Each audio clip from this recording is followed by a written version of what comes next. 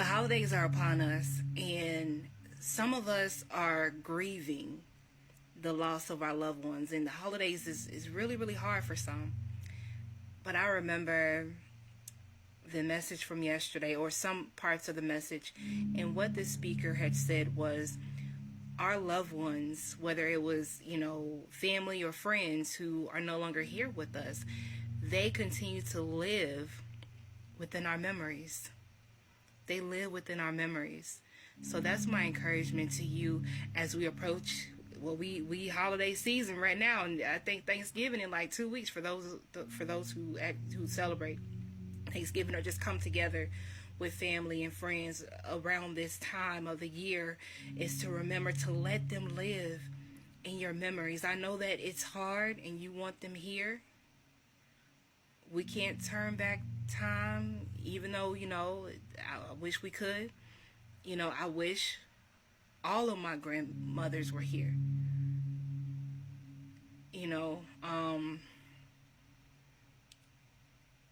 Especially, especially like my grandma Hodge. Not picking one grandma over the other.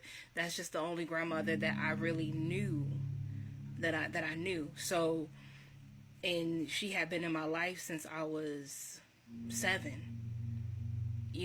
And every holiday we'll all pile up at grandma's house. We'll all pile up at her house. But she served everybody until she couldn't anymore. Until she physically couldn't. And she still was trying to look out for you. So just during these times, sit down and just reflect on the good times, the laughter, the times that you laughed until you're about to pee on yourself. I remember one time we were at grandma's house, because every Sunday, every holiday, I'm from Florida, so the hurricane season, we at grandma's house. Everybody's at grandma's house.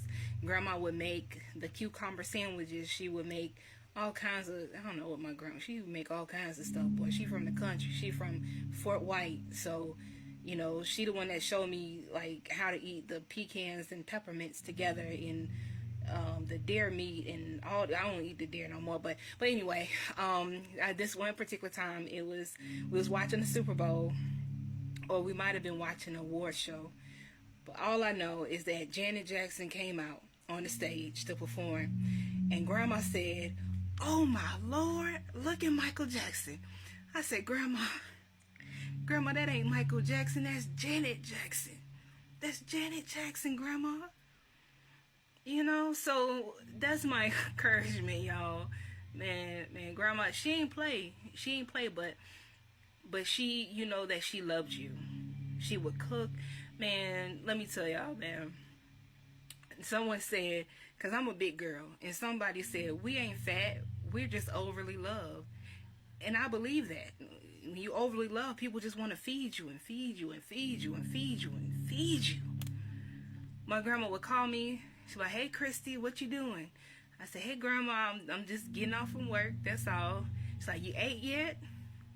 Not yet. I'm just getting off. I'm just getting off from work, Grandma. And she's like, "Oh, okay. Well, come on and get you something to eat. I made some acre peas, some cornbread, some pig feet. All I don't eat pig feet no more, but man, Grandma could make them good barbecue pig feet. And what else she would make that was really good? Meatloaf, mashed potatoes. I always love meatloaf and mashed potatoes. Them acre peas, black-eyed peas, whatever beans.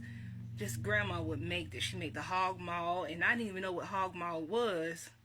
And then when I realized what it was, I stopped eating it. She would make the best chillins, and then when I really, had to do, think introspectively, I had to really think about this, and just, to each their own, that's what you still eat. But Grandma, she would always make sure she called me, especially when she made a big pot of chitlins. She'll call me, say, "Christy, guess what I made?" I said, "What you made, Grandma?" "I made some chitlins. You gonna come get you some chitlins?" "Yes, ma'am, I'll be over there." And then another funny memory of my grandma is one Christmas she had bought me some pajamas, and it was the cutest thing. I actually still have these pajamas, and this was probably like 10 years ago, maybe 15 years. It's been a while. It's been a long time. And I still have this same pajama set. But what she said to me, which was so cute, she had me come over close to her, and she whispered in my ear. She said, you might want to open this. She said, you might want to open this, by yourself. You might want to open, because she would let me know that it's night clothes. And maybe, she felt like it was more like lingerie. But Grandma, it wasn't lingerie. But anyway, so I opened them up. And the pants, it was cotton pants, and it had little love notes all over it, just saying I love you on these sticky notes. And on the shirt, it had like a PS, I love you on that. But it definitely wasn't something I needed to open in private. Grandma just wanted me to do that.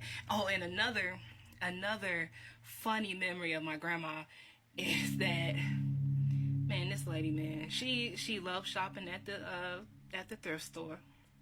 I love the thrift store too. I've gotten a lot of nice things from the thrift store. But anyway, she asked me to come over because she had gotten me something. I went over, going to her house, and then she walked me into my Auntie Mary's old room, and she said, "Here, I got this for you." She pulled out a wedding dress. I wasn't even dating. I wasn't dating nobody. And she told me, she said, "Well, Christy, you got the dress. All you need is the man and the shoes." The man and the shoes. But I'm just grateful that Grandma was there. She was there for my wedding. And I didn't wear that dress, though. I didn't wear that dress. But that's just how my grandma was. She just always was looking out for you. So that's my encouragement, guys. During this holiday season, just begin to reflect. If you want a journal, to get you a journal and just start writing down these funny memories, and it might make you cry, and that's okay. Let the emotions go. It's okay. It's fine. But follow that up with just reflecting on it. Man, as I'm talking to you, I'm just thinking about all these things, man. Grandma, that I just miss about my grandma. And she always had a way to bring the family together. And she gonna hold you accountable. She's gonna tell you exactly how she felt. Sometimes she's brutally honest about things, but I know that it came from a place of love. I know that, even let me think about this other time.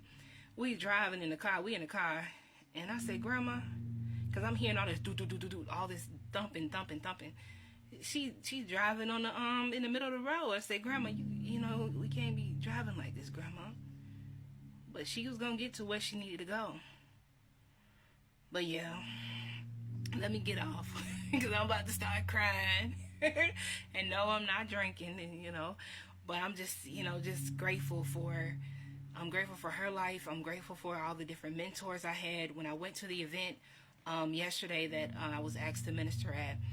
And the title or the theme was Healing Through the Holidays. And being there amongst a lot of other women who was probably around my grandmother's age, it just reminded me of her.